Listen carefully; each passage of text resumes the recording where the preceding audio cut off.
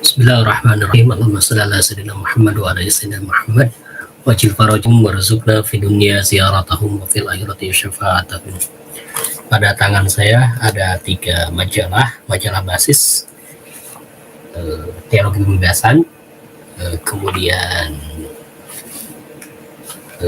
Foucault, terus satu lagi ini. Oke, kita mulai dari yang tahun 2001. Tahun 2001 ini majalah yang sempat saya beli dahulu saat menyukai hasanah-hasanah yang terkait dengan filsafat dan kebudayaan. Ini juga masih ada tanda tangan, ya. Oke. Yang pertama, ini majalah basis ini 2 bulanan, nomor 3 dan 4 tahun ke-50, Maret April 2001. Oke. Nah, ketika saya perlihatkan, nah di sini ada momentum 100 tahun Bung Karno 1901 udah sampai 2001. Di sini ada tulisannya Ben Anderson, Mega tidak sehebat Bung Karno. Wah, ini menarik ya. Terus di atasnya tertulis Musuh Persatuan Indonesia. Nah, seperti apakah? Nah, kita akan seperti biasa kita akan cek di bagian daftar isi. Nah, ini paling penting, daftar isi. Terlihat ya. Ada apa saja? Oke, terlihat. Baik. Saya akan bacakan ya. Untuk yang pertama, artikel-artikel yang tersaji di majalah ini adalah tanda-tanda zaman Musuh Persatuan Indonesia. Seperti biasa ini oleh Sindunata ya. Oke. Yang kedua adalah belajar dari demokrasi parlementer, Daniel S. Lev. Terus yang ketiga adalah wawancara Ben Anderson, Mega tidak sehebat Bung Karno. Kemudian ada kolom Yang Hilang dari Bung Karno, James P. Siegel. Terus yang politik, Soekarno, Islam, pertemuan Marahain dan santri, Imam Aziz dan Ibnu Zulkifli. Tokoh, Bung Hatta, panditanya Bung Karno, In Nugroho. Politik, Indonesia, negara sudah lahir, bangsa belum terbentuk, A. Sudiarja. Dan ini tentang luar Jawa, belum ada yang memperjuangkan kebenaran dan keadilan di Papua. Penulisnya adalah Samuel Bless. Pemikiran ini ditulis oleh Frans Magdi Suseno yang sudah terkenal, Madilognya Tan Malaka. Oke. Selanjutnya, perspektif baru dalam bidang sains, filsafat, agama. Ini bagian tentang ilmu. Tulisannya Lois Lihei. Terus yang terakhir ini takar buku, mungkin semacam resensi, mentalitas celeng masih ada di mana-mana, Niels Mulder. Nah, kalau kita lihat dari beberapa tadi isinya sangat menarik sekali. Kalau misalkan bagi yang suka dengan politik-politik keindonesiaan, termasuk juga ingin memahami tentang pemikiran Bung Karno, dan termasuk hal-hal yang terkait dengan pandangan orang terhadap Bung Karno di sini.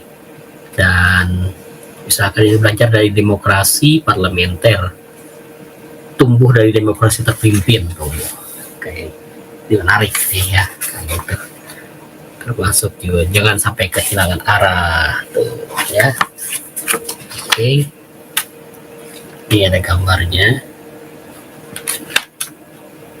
tentang Madilog dan struktur Madilog. Ini menarik nih kalau ada yang mau melakukan riset terus membaca dahulu yang ini, bolehlah ya gitu. Oke. Menariknya kalau untuk majalah basis ini, meskipun ini tulisannya artikel-artikel, tapi menariknya diberi kepustakaan, termasuk juga ada footnote, ada endnote yang disajikan. Jadi sangat ilmiah ya, karena kemudian kita bisa merujuknya dan membaca kembali rujukan-rujukan yang disajikan dalam artikel ini. Biasanya kalau majalah biasa kan, majalah populer biasa hanya menyajikan itu.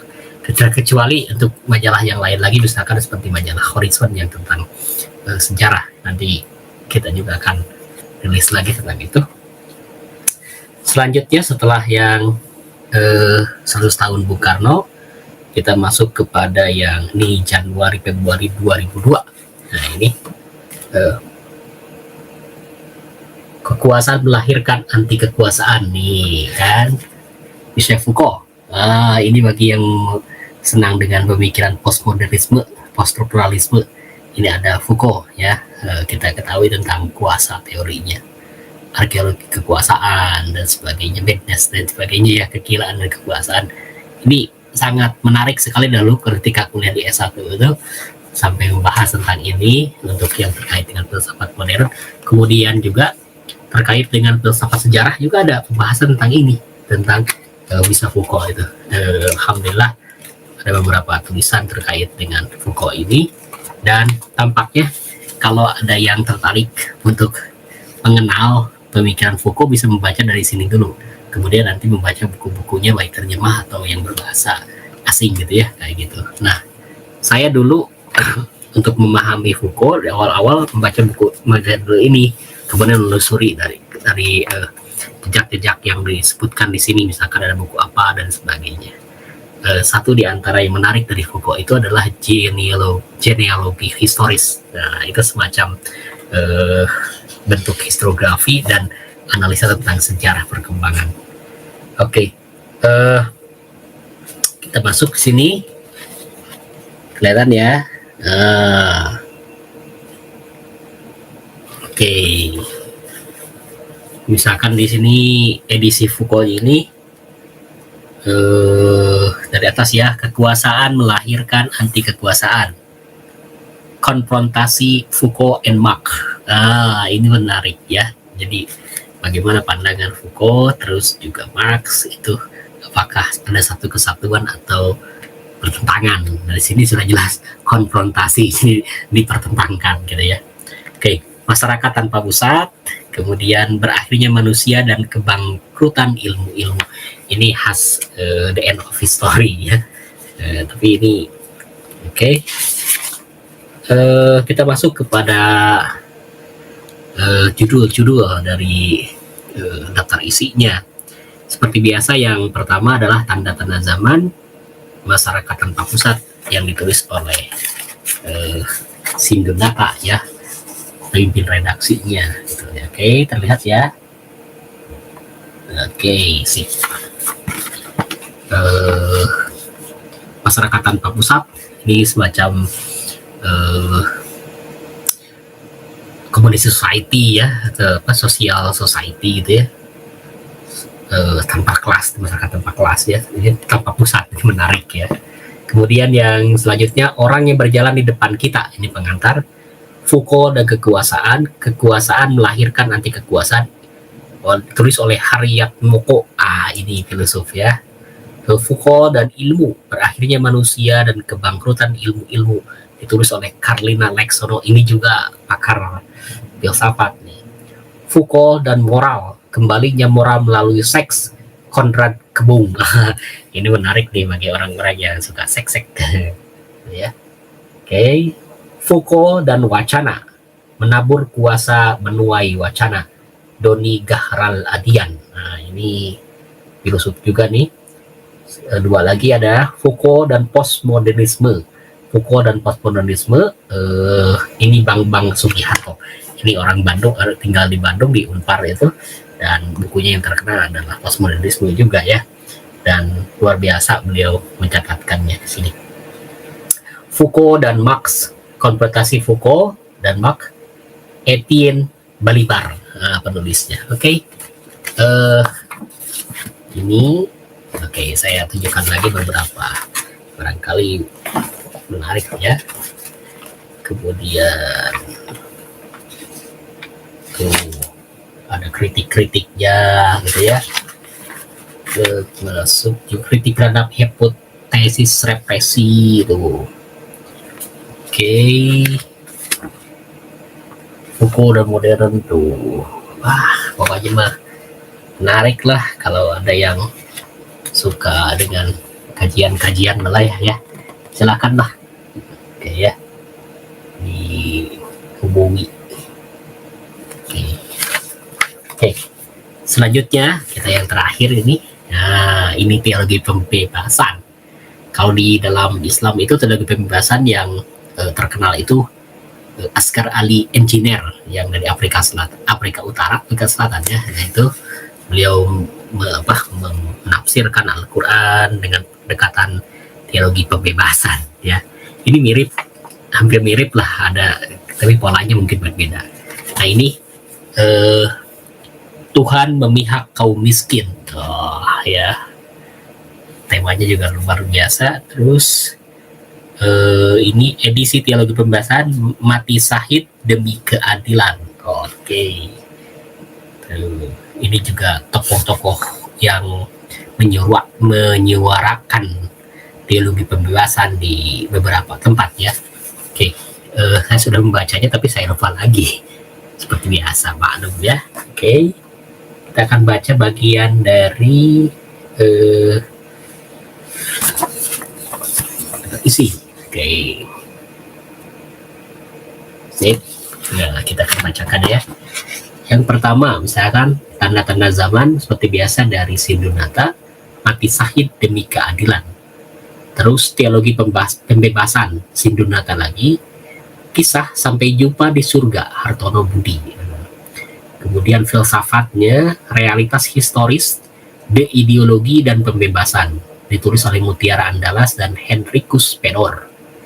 Biografi, Oscar Romero terbunuh membela kaum miskin, Michael Campbell ya, Johnson. Teologi rakyat yang tertindas, objek dan subjek pembebasan, Amin Tara. Oke. Ini kisah lagi, hati nuraniku lahir dari realitas penindasan. Hati nuraniku lahir dari realitas penindasan. Kesaksian Rigoberta Menchú. Nah, ini teologi lagi, ini ternyata banyak tentang ajaran ya. Kekerasan dan jalan kebebasan, Bang A.C. Payung. Kemudian juga sama ini teologi, realitas historis, utopia, profetisme dan keselamatan, Mutiara Andalas. Nah, ini ada puisi, telah kuseberangi batasmu, Guatemala. Nah, ini penulisnya Menchú. Deklarasi keyakinanku yang tak terbatalkan, Roberto Menchú. Nah, ini bagi kawan-kawan Nasrani ya, atau Kristen atau siapapun lah yang tertarik untuk memahami tentang gerakan teologi pembebasan bisa membaca ini. Dan orang Islam pun mungkin bisa membaca ini karena tidak ada batasan kan soal ilmu mah kayak itu. Oke, demikian ya. Pada tangan saya itu ada majalah basis, majalah yang menembus fakta pengkhianatan Kiai Setan Kober, kemudian terbit 100 halaman, Witukul di Gondol Momokhyong, 50 tahun basis dari 1951 sampai 2001. Mereka lupa karena kuasa. Nah, ini adalah majalah 2 bulanan, nomor 11 sampai nomor 12 tahun ke 50 November Desember 2001. Saya membaca majalah ini banyak manfaatnya, terutama yang terkait dengan bagaimana penyajian yang kajian yang terkait dengan ilmiah itu disusun, direpresentasikan dalam bentuk artikel-artikel. Dan karena kita tahu bahwa yang menyusunnya, yang menulis, yang menjadi editor di sini adalah orang-orang yang kapasitasnya adalah kapasitas intelektual, sehingga penyajiannya tidak seperti penyajian majalah biasa, tapi majalah yang berbasis intelektual. Nah, di putar isi misalkan di sini, kemudian bisa kita baca. Nah, ini data isinya. Data isi di sini misalkan di edisi ini di nomor 11 sampai 12 itu tanda-tanda zaman 50 tahun lalu, kemudian Kaca Benggala milik Gendong Lali, sandiwara tragedi Antigon, sastra misteri Momokhyong, agama penyesalan Raja Daud. Nah, ini menarik ya. Terus wayang, rumput-rumput yang berlubang, babat, pengkhianatan Kiai Setan Kober, ketoprak hidup ini hanya panggung sandiwara, seni rupa, rupa-rupa kuasa dan lupa, bayang-bayang jenang gula kowe ojo lali. Nah, ini kan misalkan di tanda-tanda zaman di bagian awal itu sebagai pemimpin redaksi penanggung jawab yaitu Sinunata sangat luar biasa sekali menyajikannya tentang merefleksikan tentang isi dari dalam itu sebagai pengantar itu di dalam tanda-tanda zaman itu luar biasa perhatikan yang di dalam. Kemudian kalau kita membacanya kita akan menemukan kajian-kajian yang berbasis humaniora. Di sini ada antropologi, ada filsafat, ada sastra, kemudian juga sosiologi. Jadi kalau kita memahami, membaca dan mengkajinya lumayan akan mendapatkan sesuatu yang menarik. Penyesalan Raja Daud misalkan ya, ini tentang bagaimana karya dibaca, ditelaah, kemudian juga bagaimana aspek kebudayaan, aspek politik yang ada di representasi pada karya-karya yang tersaji di dalam terkait dengan catatan tentang Daud gitu ya. Terus ya ini majalah kebudayaan, bisa kita sebut sebagai majalah kebudayaan yang tentu saja banyak yang harus kita baca, harus kita pahami dengan sebaik-baiknya.